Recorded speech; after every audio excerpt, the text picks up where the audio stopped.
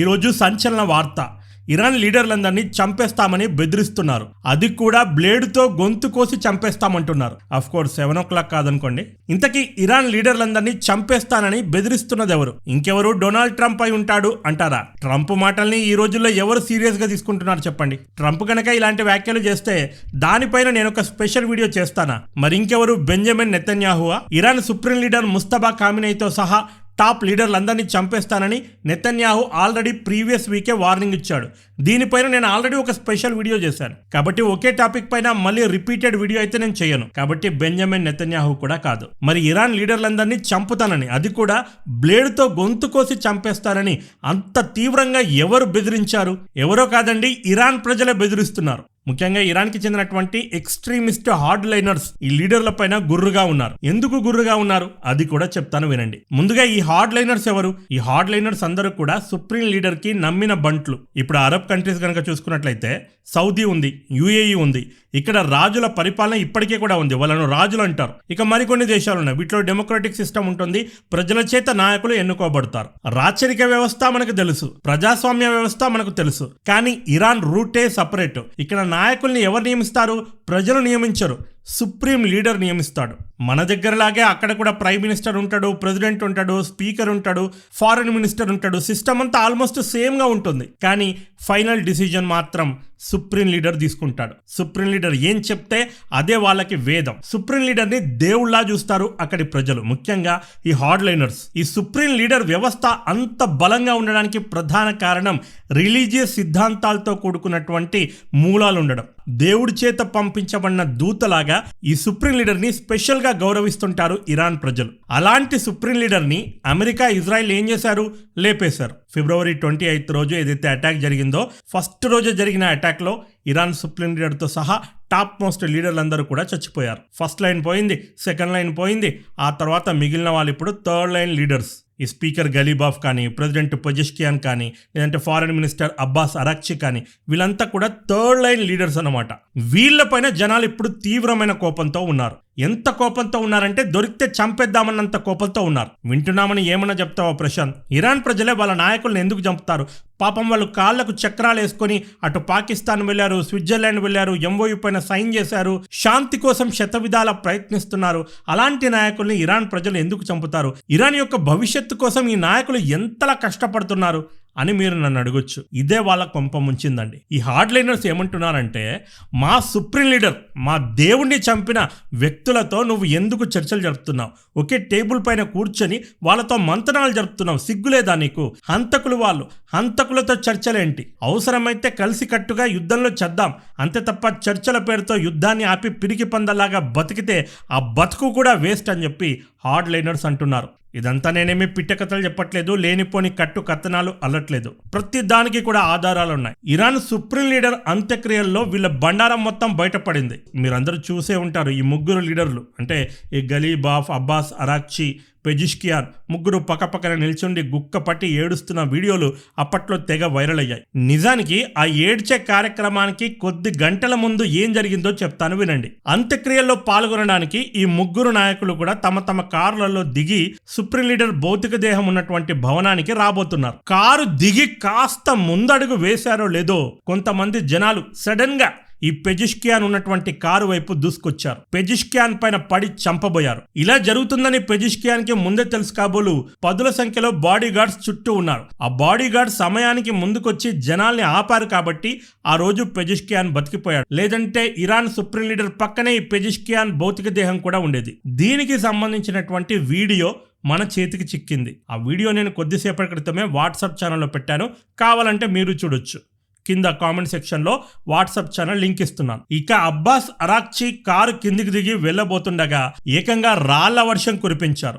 దాంతో అంత్యక్రియలు జరిగిన వెంటనే అబ్బాస్ అరాక్చి అక్కడి నుంచి జంప్ అయ్యాడు. గలీబాఫ్ పైనైతే ఈ హార్డ్ లైనర్స్ అందరూ పీకల్లోతు కోపంతో ఉన్నారు. దొరికితే చంపేస్తామంటున్నారు. దాడులకు సంబంధించినటువంటి అన్ని వీడియోలు కూడా నేను వాట్సాప్ ఛానల్లో పెట్టాను, మీరు చూడండి. ఎందుకని దాడులు చేస్తున్నారు? హంతకులతో చర్చలు జరుపుతారా? మీరు దేశద్రోహులు, మీరంతా కాంప్రమైజ్ లీడర్స్, ఇరాన్ పరువు తీస్తున్నారు మీరని హార్డ్ లైనర్స్ కోపంతో ఉన్నారు. వీళ్ళ కోపానికి మరొక ప్రధాన కారణం, సుప్రీం లీడర్ మరణించిన తర్వాత అతని కొడుకు ముస్తఫా ఖామినీకి మీరు అధికారాలు ఇచ్చారు. కానీ ఇప్పటికీ కూడా ముస్తఫా ఖామినేయి జనాల ముందుకు రాలేదు. అసలు అతను ఎలా ఉన్నాడు, నిజంగానే బతికే ఉన్నాడా, దీనిపైన కూడా పలు రూమర్స్ వినిపిస్తున్నాయి. ఒక్కసారి జనాల ముందుకొచ్చి అట్లీస్ట్ ఒక వీడియో రిలీజ్ చేసినా ఇరాన్ ప్రజలు సాటిస్ఫై అయ్యేవాళ్ళేమో. ఎక్కడో ఉన్న మనకే ఒక క్యూరియాసిటీ ఉంది, నిజంగానే ముస్తఫా ఖామినేయి బతికే ఉన్నాడా, లేదంటే వీళ్ళు ఒక నాటకం ఆడుతున్నారా అని. అలాంటిది ఇరాన్ ప్రజలకి, ముఖ్యంగా ఇరాన్ సుప్రీం లీడర్ని దేవుడిగా కొలిచే ఈ హార్డ్ లైనర్స్ అందరికీ కూడా ఎంత క్యూరియాసిటీ ఉంటుంది, ఎంత టెన్షన్ పడుతూ ఉంటారు వాళ్ళు. వాళ్ళ కోసం కనీసం ఒక్క వీడియో రిలీజ్ చేసినా వాళ్ళు శాంతంగా ఉండేవాళ్ళు. కానీ ఇప్పటి వరకు కూడా ఒక్కటంటే ఒక్క వీడియో బయటకు రాలేదు. కేవలం ఆడియో ఫైల్లో అప్పుడప్పుడు బయటకు వస్తూ ఉంటాయి. మరి అది నిజంగానే ముస్తఫా ఖామినేయి మాట్లాడుతున్నాడా, లేదంటే ఏఐ సిస్టమ్ ఉపయోగించుకొని ఏవైనా రికార్డ్ చేస్తున్నారా, దీనిపైన ఎలాంటి స్పష్టత లేదు. ఈ సీక్రసీ ఏదైతే మెయింటైన్ చేస్తున్నారో ఇది కూడా ఈ హార్డ్ లైనర్స్ కి అసలు నచ్చట్లేదు. హార్డ్ లైనర్స్ ఏమని భావిస్తున్నారంటే ముస్తఫా ఖామినేయి బతికే ఉన్నాడు, కానీ వీళ్ళంతా ముస్తఫా ఖామినేయిని హౌస్ అరెస్ట్ చేశారు. ఇప్పుడు ఈ ఎంఓయూ పైన సైన్ కానీ, ఇరాన్కి సంబంధించిన మేజర్ డిసిజన్స్ కానీ ఎవరు తీసుకోవాలి? ఇరాన్ పొలిటికల్ సిస్టమ్ ప్రకారం సుప్రీం లీడర్ తీసుకోవాలి, అంటే ముస్తఫా ఖామినేయి తీసుకోవాలి. కానీ నిజంగానే ఈ డిసిజన్స్ అన్నీ కూడా ముస్తఫా ఖామినేయి తీసుకుంటున్నాడా, లేదంటే ముస్తఫా ఖామినేయిని పక్కకు పెట్టి హౌస్ అరెస్ట్ చేసి ఈ ముగ్గురు లీడర్లే అధికారం మొత్తాన్ని కూడా తమ చేతుల్లోకి తీసుకొని డెసిజన్ తీసుకుంటున్నారా అని హార్డ్ లైనర్స్ డౌట్ పడుతున్నారు. ముస్తఫా ఖామినేయి అయితే 100% తండ్రిని చంపిన వాళ్ళతో కాంప్రమైజ్ కాడు, ఎంఓయూకు ఏమాత్రం కూడా ఒప్పుకోడు. ఇది కేవలం ఈ ముగ్గురు గుంటనక్కలు కుట్ర జరిపి ముస్తఫా ఖామినేయిని పక్కకు పెట్టి డొనాల్డ్ ట్రంప్కి తొత్తులుగా మారి ఎంఓయూ పైన సైన్ చేశారని వీళ్ళలో ఒక అభిప్రాయం బలంగా నాటుకుంది. సిఎన్ఎన్లో ఒక కథనంలో ఏం రాశారంటే, ముస్తఫా ఖామినేయి కనుక తెర మీదకి వస్తే మొత్తం కూడా హెడ్లైన్స్ అన్నీ కూడా ముస్తఫా ఖామినేయి ఫోటో వేసి అతని పేరు మీదనే ఉంటాయి. కానీ ముస్తఫా ఖామినేయిని సైడ్ చేయడం వల్ల ఈ ముగ్గురు కూడా హీరోలుగా, వీళ్ళ ఫోటోలు, వీళ్ళు ఎక్కడెక్కడికి వెళ్తున్నారో ఆ ఫుటేజెస్, ఆసిఫ్ మునీర్తో కలిపి పాకిస్తాన్లో మంత్రాలు జరుపుతున్నప్పుడు ఆ ఫుటేజెస్, ఆ దురంధర్ సినిమాలో కదా ఒక పాటలో అక్షయ్ ఖన్నా వస్తాడు చూడండి, సేమ్ అలా బిల్డప్ ఇస్తూ ఆసిఫ్ మునీర్ అటుపక్కన, షాబాజ్ షరీఫ్ ఇటు పక్కన, వీళ్ళు మధ్యలో హీరోల్లాగా అలా నడుస్తూ ఉంటాయి. ఈ ఫుటేజెస్ మొత్తం కూడా ఎప్పుడు హైలైట్ అవుతాయి? ముస్తఫా ఖామినేయి తెర మీదకి రాకపోతే వీళ్ళు హైలైట్ అవుతారు. ముస్తఫా ఖామినేయి కనుక తెర మీదకి వస్తే వీళ్ళందరినీ ఎవరు దేకరు, వీళ్ళ ఫోటోలు కూడా ఎవరు తీసుకోడు. కార్పొరేటర్లకు వచ్చే రెస్పెక్ట్ కూడా వీళ్ళకు ఉండదు. ఈ విషయం వీళ్ళకు తెలుసు. అందుకే ముస్తఫా ఖామినేయిని కావాలనే సైడ్ లైన్ చేస్తున్నానని సిఎన్ఎన్లో ఒక కథనంలో రాశారు. ఇరాన్ పార్లమెంట్లో కొంతమంది హార్డ్ లైనర్ ఎంపీలు ఉన్నారు. వీళ్ళు కూడా ఇదే మాట మాట్లాడుతున్నారు. ముఖ్యంగా hardliner lawmaker Mahmoud Nabavian అనే ఒక ఎంపీ ఉన్నాడు. ఇతడు అంత్యక్రియలకు ముందే ఒక స్టేట్మెంట్ ఇచ్చాడు. ఏదో కుట్ర జరుగుతుంది సీనా, ఏదో జరుగుతుంది అని ఒక డౌట్ వ్యక్తం చేశాడు. అంత్యక్రియలు జరిగిన తర్వాత ఈ డౌట్ని మరింత లౌడ్గా వినిపించాడు. మన సుప్రీం లీడర్ని పక్కకు పెట్టడానికి ఒక పెద్ద కుట్ర జరుగుతుంది, అవసరమైతే ఈ కుట్రను ఎదుర్కోవడానికి మనం రక్తాన్ని చిందించైనా ఎదుర్కోవడానికి సిద్ధంగా ఉండాలని ఒక స్టేట్మెంట్ ఇచ్చాడు. ఈ హార్డ్ లైనర్ ఎంపీకి ఏం సీక్రెట్ తెలిసింది? అంత పెద్ద ఎంపీ ఊరికే అయితే ఇలాంటి వ్యాఖ్యలు చేయడు, ఏదో ఒక సీక్రెట్ తెలిసే ఉంటుంది. ఏంటా సీక్రెట్? ఈ ముగ్గురు లీడర్లు తెలివిగా ఏం చేస్తున్నారంటే, ఈ సుప్రీం కౌన్సిల్ ఏదైతే ఉందో, ఈ సుప్రీం లీడర్ యొక్క సిస్టమ్ ఏదైతే ఉందో, ఐఆర్జీసీ సిస్టమ్, అదేవిధంగా ఒక రిలీజియస్ సిస్టమ్ ఉంది. ఈ సిస్టమ్ని మెల్లిమెల్లిగా నరుక్కుంటూ వెళ్ళి నామరూపం లేకుండా రూపుమాపి ఒక పొలిటికల్ సిస్టమ్ని తీసుకురావాలని చూస్తున్నారు. అంటే ఇప్పుడు మన దేశంలో కానీ, యూకేలో కానీ ప్రైమ్ మినిస్టర్కి సర్వాధికారాలు ఉంటాయి. అదే అమెరికాలో చూసుకున్నట్టయితే రాష్ట్రపతికి సర్వాధికారాలు ఉంటాయి. అలా ఒక పొలిటికల్ సిస్టమ్ని తీసుకురావాలని ఇరాన్ ప్రయత్నిస్తుంది. సుప్రీం లీడర్ని పక్కకు తప్పించాలని వీళ్ళంతా ఒక కుట్ర జరుపుతున్నారని చెప్పి ఈ ఎంపీ తెలిపాడు. ఇక సుప్రీం వ్యవస్థకు సంబంధించినటువంటి రిలీజియస్ పాటలు పాడే ఈ సెక్యూరిటీ లింక్డ్ ఒక రిలీజియస్ సింగర్ మొహమ్మద్ అలీ బక్షి ఇతడి పేరు. ఈ బక్షి అయితే నేరుగా ప్రెసిడెంట్ పెజిక్షియాన్ పేరు చెప్పి మరీ వార్నింగ్ ఇచ్చాడు. Mister president, if the leaders conditions are not fulfilled then it will be us, the blade and your throat. He added, we will bring hell upon you. ఒరే రాష్ట్రపతి, నువ్వు గనక మా లీడర్ని ఏమైనా చేయాలని ప్రయత్నిస్తే, అనగదొక్కాలని ప్రయత్నిస్తే, మా లీడర్ని తప్పించే అధికారాన్ని చేజిక్కించుకోవాలని ప్రయత్నిస్తే గనక మేమంతా బ్లేడ్గా మారతాము, నీ గొంతు కోస్తామని చెప్పి ఒక వార్నింగ్ ఇచ్చాడు. We will bring hell upon you, నరకంగా మారుస్తా నీ జీవితాన్ని అంటున్నారు. అంత్యక్రియలు జరిగిన తర్వాత అక్కడ కొన్ని సంతాప సభలు ఏర్పరిచారు. ప్రెసిడెంట్ని పట్టుకొని పేరు చెప్పి మరి ఆ సింగర్ ఇలా ఒక సభ మీద ఓపెన్ వార్నింగ్ ఇచ్చాడు. బ్లేడ్గా మారి నీ గొంతు కోసి చంపుతామని పెజిష్కియాన్కి వార్నింగ్ ఇచ్చాడు. ప్రెసిడెంట్ పేరు చెప్పి ఓపెన్గా ఒక సభలో వార్నింగ్ ఇచ్చినప్పటికీ కూడా ఇప్పటికీ ఈ సింగర్ పైన ఇరాన్ ప్రభుత్వం ఎలాంటి చర్యలు తీసుకోలేదు. దీన్ని బట్టి అర్థమవుతుంది అక్కడ ఇప్పటికీ కూడా రూలింగ్ సిస్టమ్, అంటే ఈ సెక్యూరిటీ సిస్టమ్ మొత్తం కూడా ఐఆర్జీసీ చేతుల్లోనే ఉంది. ఇప్పుడు అదే సింగర్ ముస్తఫా ఖామినేయికి వ్యతిరేకంగా ఇలాంటి వ్యాఖ్యలు చేస్తుంటే ఈ పాటికి ఎప్పుడో జైల్లో వేసి మొత్తం మంచిగా మర్దన చేసేవాళ్ళు. కానీ పెజిష్కియాన్కి వ్యతిరేకంగా ఇచ్చాడు కాబట్టి ఇప్పటికీ కూడా అతన్ని అరెస్ట్ చేయలేదు. అంటే ఐఆర్జీసీకి ఈ లీడర్లకు కూడా సంబంధాలు సరిగా లేవని దీన్ని బట్టి ప్రూవ్ అవుతుంది. అదేవిధంగా ఇరాన్ మరియు అమెరికాల మధ్య స్విట్జర్లాండ్లో జరిగినటువంటి ఎంఓయు ఎలా బ్రేక్ అయింది? దీన్ని బ్రేక్ చేసింది అబ్బాస్ అరాక్చి కాదు, గలీబాఫ్ కాదు, పెజిష్కియాన్ కాదు, ఐఆర్జీసీ దీన్ని బ్రేక్ చేసింది. స్ట్రెయిట్ ఆఫ్ హార్మోజ్ వెంబడి ఒక 3 షిప్స్ కొద్దిగా లైన్ తప్పి పక్కకు జరిగి ప్రయాణిస్తూ ఉన్నాయి. అంతే, వాటిపైన అటాక్ చేసి పడేసింది ఐఆర్జీసీ బలగాలు. ఎందుకంటే ఐఆర్జీసీ బలగాలకి ఎలాగైనా సరే మళ్ళీ యుద్ధాన్ని తీసుకురావాలి, మళ్ళీ నిప్పు రాజేయాలని ఉంది. అసలు ఎంఓయు ఏమాత్రం కూడా ఐఆర్జీసీకి ఇష్టం లేదు. ఈ 3 నాయకులే బలవంతంగా తొత్తులుగా మారి డొనాల్డ్ ట్రంప్తో ఎంఓయు సైన్ చేసుకున్నారు. అప్పట్లో ఒక షిప్ స్ట్రెయిట్ ఆఫ్ హార్మోజ్ దాటుకొని వెళ్తూ ఉండగా ఈ ఐఆర్జీసీ వాళ్ళని అడ్డుకుంది. దాంతో ఆ షిప్లో ఉన్నటువంటి పెద్ద మనిషి ఏమన్నాడు, మీరే కదా మాకు పర్మిషన్ ఇచ్చారు, అలాంటప్పుడు మీరే మమ్మల్ని ఎట్లా అడ్డుకుంటారు, అడ్డుకునే దానికి మళ్ళీ పర్మిషన్ ఎందుకు ఇచ్చారు అని నిలదీస్తే ఐఆర్జీసీ వాళ్ళు ఏమన్నారు, మీకు ఎవడైతే పర్మిషన్ ఇచ్చాడో వాడిని పోయి అడుక్కోండి, ఇక్కడ పర్మిషన్ ఇవ్వాల్సిందే మా సుప్రీం లీడర్ ఆర్డర్స్ మాత్రమే మేము ఫాలో అవుతాం, ఏ గొట్టంగాడి ఆర్డర్స్ మేము ఫాలో అవ్వమని ఓపెన్గా చెప్పారు. దీన్ని బట్టి అర్థమవుతుంది ఈ 3 నాయకులకి ఐఆర్జీసీకి పడి రావట్లేదు, బలవంతంగా ఈ 3 నాయకులు సంధి చేసుకునే ప్రయత్నం చేస్తున్నారని అర్థమైపోయింది. కాబట్టి ఆ రోజు నేను చెప్పాను ఐఆర్జీసీ ఎక్కడో ఒక దగ్గర పుల్ల పెడుతుంది అని. సరిగ్గా సంధి చూసుకొని అసలు ఏం రీజన్ లేకుండానే 3 నౌకల పైన వాళ్ళు అటాక్ చేశారు. ఇమీడియట్గా అమెరికా నుంచి ఈ బందర్ అబ్బాస్ పైన కొన్ని అటాకులు చేశాయి. దాంతో సందట్లో సడేమియాగా మొత్తం గల్ఫ్ దేశాలపైన ఇప్పుడు ఇరాన్ అటాక్ చేస్తూ ఉంది. ఈ అటాక్లో అమెరికాకి కూడా భారీ నష్టం సంభవించింది. అమెరికాకు చెందినటువంటి పలు యుద్ధ విమానాలు ధ్వంసమయ్యాయి, ఎయిర్ ఫ్యూలింగ్ ఫ్లైట్స్ కూడా ధ్వంసమయ్యాయి. మిడిల్ ఈస్ట్లో ఉన్నటువంటి అన్ని యుఎస్ బేస్లు ఆల్మోస్ట్ దిబ్బలుగా మారాయి. యుద్ధం స్టార్ట్ అయిన మొదట్లోనే మీకు చెప్పాను, ఈ బేస్లలో అమెరికన్ సోల్జర్స్ ఉండేవాళ్ళు.